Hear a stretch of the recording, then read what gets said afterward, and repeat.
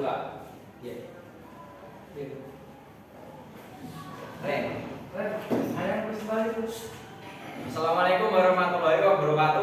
Waalaikumsalam warahmatullahi wabarakatuh.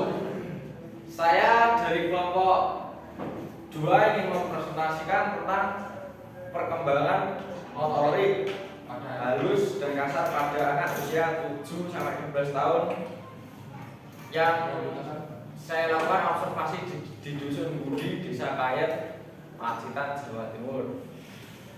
Anggota kelompok saya beranggota Asbibi Mahindra Putra, Mas Raffi Salawa, Satya Mansabati, dan moderator saya Krisna Alam Pamungkas, dan saya sendiri Randika Jaya Saputra.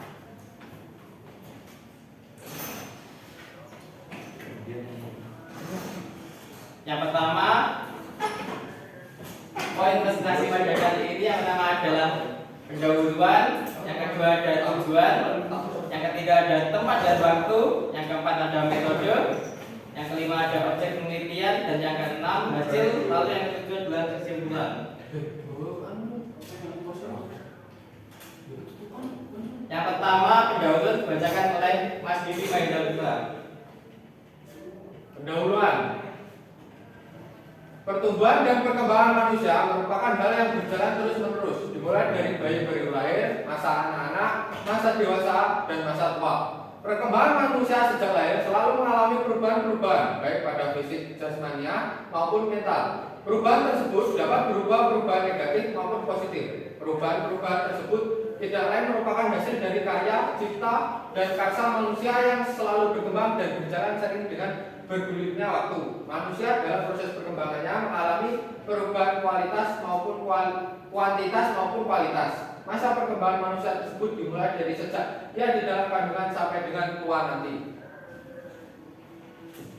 Yang kedua adalah tujuan dibacakan oleh Mas Satya. 2. Tujuan pelaksanaan penelitian ini sebagai berikut: mendeskripsikan perkembangan motorik halus pada anak umur 7-12 tahun yang dilakukan oleh anak-anak umur 7-12 tahun di Dusun Budi, Desa Kayet.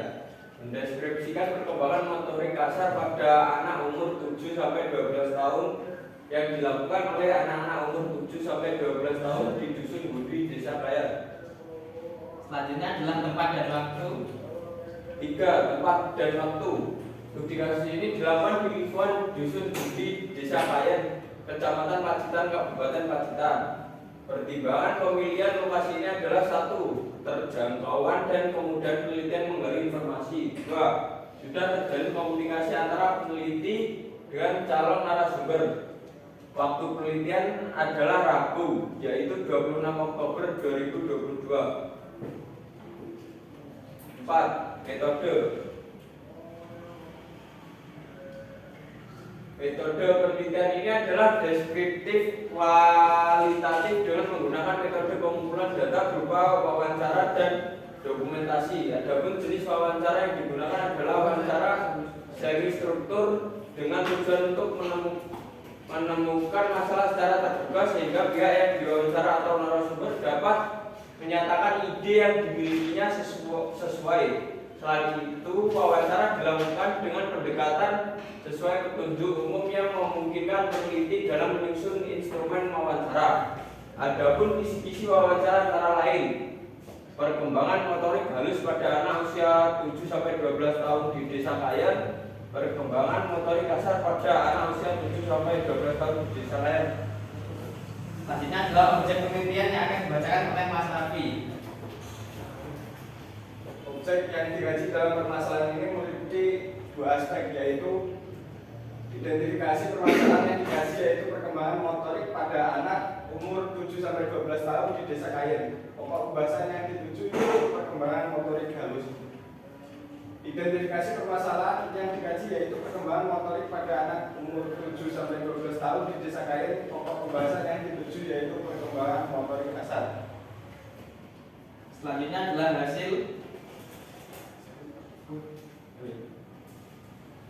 hasil dari observasi perkembangan motorik. Definisi perkembangan motorik halus. Kemampuan motorik halus merupakan bagian dari kemampuan kasar dan halus. Menurut Ismail, pada tahun 2009 adalah gerakan yang dilakukan oleh bagian-bagian tubuh tertentu yang tidak membutuhkan tenaga besar tetapi hanya melibatkan sebagian anggota halus, yaitu menggenggam, memasukkan benda ke dalam lubang, meniru membuat paris, menggambar, melipat, menggunting, menempel, menganyam, dan menyusun.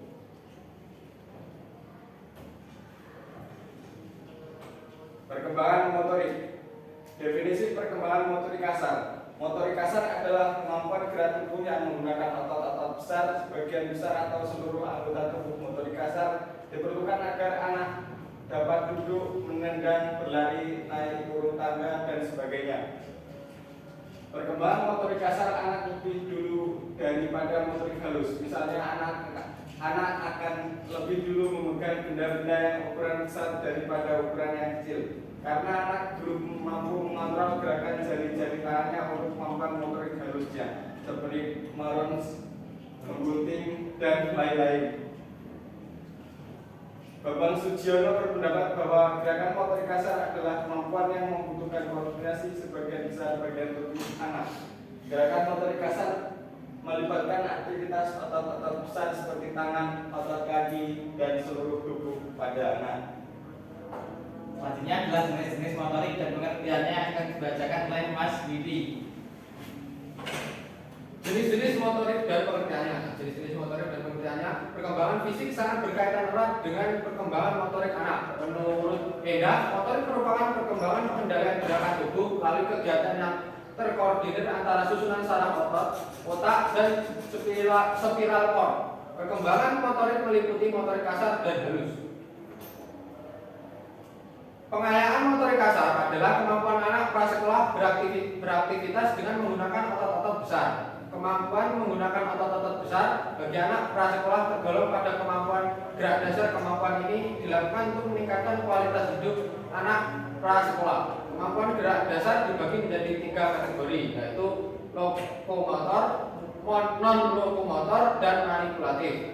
1. Kemampuan non-lokomotor. Kemampuan non-lokomotor dilakukan di tempat tanpa ada ruang gerak yang memadai. Kemampuan non-lokomotor terdiri atas menekuk dan meregang, mendorong dan menarik, mengangkat dan menurunkan, melipat dan memutar, mengocok, melingkar, melambungkan, dan lain-lain. 2. Kemampuan lokomotor.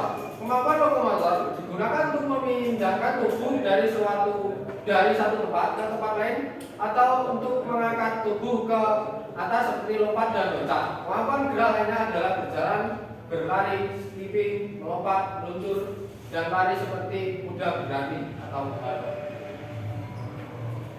Ketiga, kemampuan manipulatif. Kemampuan manipulatif dikembangkan ketika anak sedang menguasai bermacam-macam objek. Kemampuan manipulatif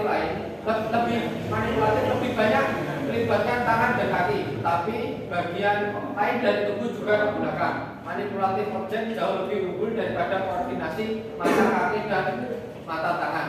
Koordinasi itu cukup penting untuk proses berjalan dalam ruang gerak. Bentuk-bentuk kemampuan manipulatif terdiri dari gerakan mendorong, lempar, memukul, dan menendang. Gerakan menerima, menangkap objek. Gerakan ini dapat diajarkan dengan menggunakan bola yang terbuat dari buntalan karet atau bola medisin atau bola plastik dengan gerakan memantul-mantulkan bola atau menggiring bola. B. Penggayaan motorik halus adalah kemampuan anak prasekolah beraktivitas dengan menggunakan otot-otot halus atau kecil seperti menulis, meremas, menggenggam, menggambar, menyusun balok, dan memasukkan kelereng ke dalam lubang. Data lapangan. 1. Hasil perkembangan motorik pada anak umur 7-12 tahun berupa motorik halus. Berdasarkan hasil observasi yang telah dilakukan, maka memperoleh hasil bahwa perkembangan motorik halus pada beberapa anak umur 7-12 tahun di desa Kayin, yaitu ada 3 anak yang berumur 10-12 tahun yang sangat lancar dalam melakukan aktivitas yang melibatkan motorik halus seperti menulis, membaca, menghitung, menggambar, melipat kertas, menali sepatu.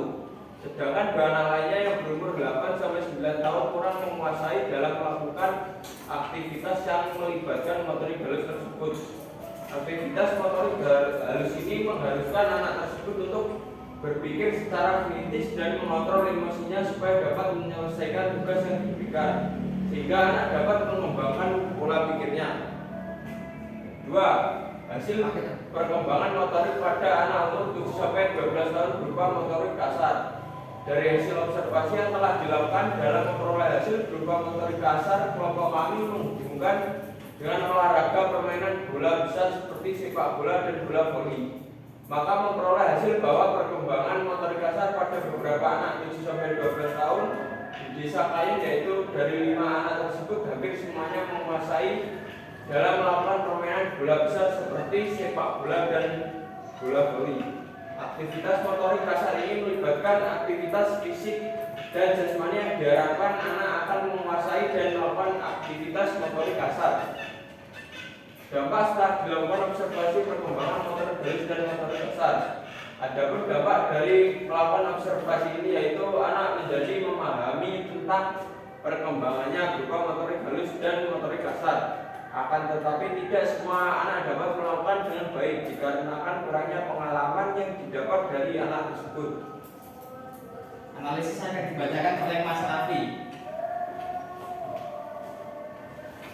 Berdasarkan uraian hasil observasi di lapangan terkait dengan perkembangan motorik halus dan kasar pada anak usia 7-12 tahun di desa Kayen, maka dapat dilakukan analis sebagai berikut.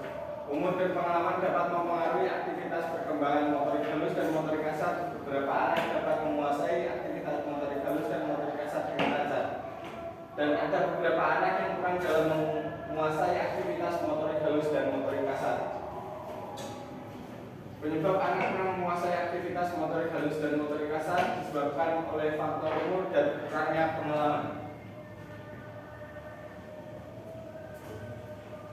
Kesimpulan dari observasi, berdasarkan hasil analis data maka dapat disimpulkan dari penelitian melalui studi kasus ini dapat mengetahui perkembangan motorik halus dan motorik kasar pada anak usia 7-12 tahun di desa Kayen.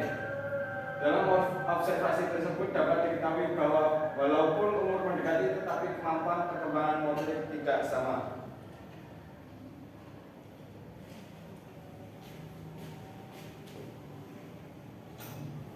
Sekian presentasi dari kelompok 2. Sesi tanya jawab akan saya buka untuk 2 orang. Kebetulan di kelas cuma ada 2 orang. Monggo Mbak Nova sama Mas Afif kalau punya sebuah pertanyaan. Iya, monggo Mbak Nova. Perkenalkan, nama saya Fadil Ramadhani, perwakilan dari kelompok 1. Apa akibatnya jika motorik halus pada usia itu mengalami hambatan?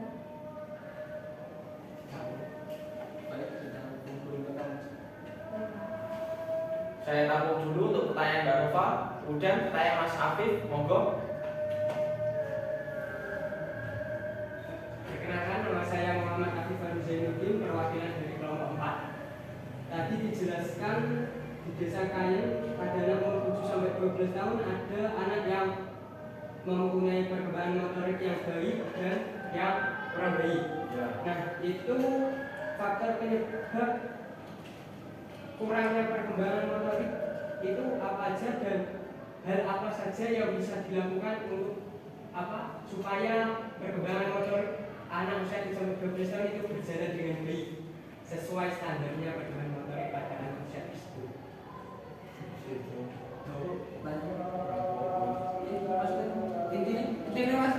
Ini dari pertanyaan aja Mas, nyambung mengakibatkan motorik kita ganggu. Kuwi dia bicara mengatasi Dan perkembangan motorik iya, iso normal atau hari.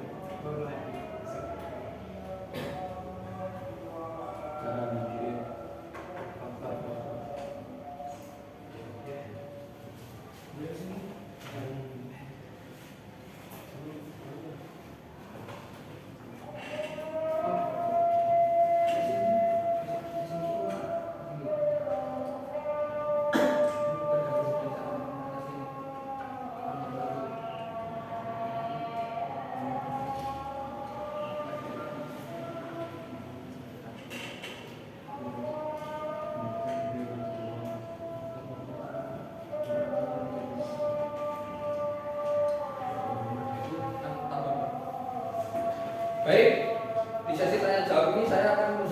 pertanyaan dari Mbak Nova. Apa akibatnya jika motorik halus pada anak usia tersebut mengalami hambatan? Jika anak pada usia tersebut mengalami hambatan, maka akan berpengaruh pada hasil sekolahnya. Dari hasil sekolahnya, dia itu bisa mengalami hambatan pada tahap belajar seperti membaca, menulis, menghitung. Jadi anak tersebut bisa minder karena tidak bisa mengikuti anak-anak pada usianya tersebut. Dan seterusnya pertanyaan dari Mas Afif, apa akibatnya jika motoriknya itu terganggu dari anak tersebut dan cara mengatasinya? Hampir sama, jika akibat motoriknya terganggu itu hasil belajarnya itu bisa terganggu, jadi tidak bisa mengikuti anak-anak di usianya tersebut. Dan cara mengatasinya paling benar itu pendekatan kepada orang dewasa atau orang yang lebih berpengalaman agar dapat mengembangkan motoriknya tersebut. Ada tambahan dari Kalau untuk solusinya seperti lebih mendekatkan kepada orang yang lebih berpengalaman seperti guru, orang tua, dan lain sebagainya. Ya. Baik, bagaimana jawaban dari rekan-rekan saya? Apakah dapat diterima dengan baik? Baik, terima kasih. Terus ini ada beberapa foto kelihatan. Ini motorik kasar. Anak-anak disuruh melakukan kegiatan motorik kasar berupa menendang bola, menggiring bola, lempar tangkap bola.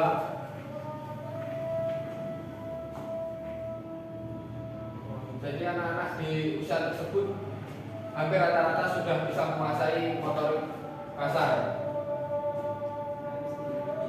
Dan sedikit hambatannya itu pada motorik halusnya. Jadi anak usia 7 sampai 9 tahun itu ada yang belum lancar untuk menulis dan membaca.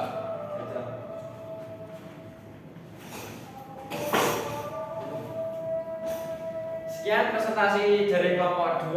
Bila mana ada salah kata, saya dan anggota kelompok saya mohon maaf sebesar-besarnya.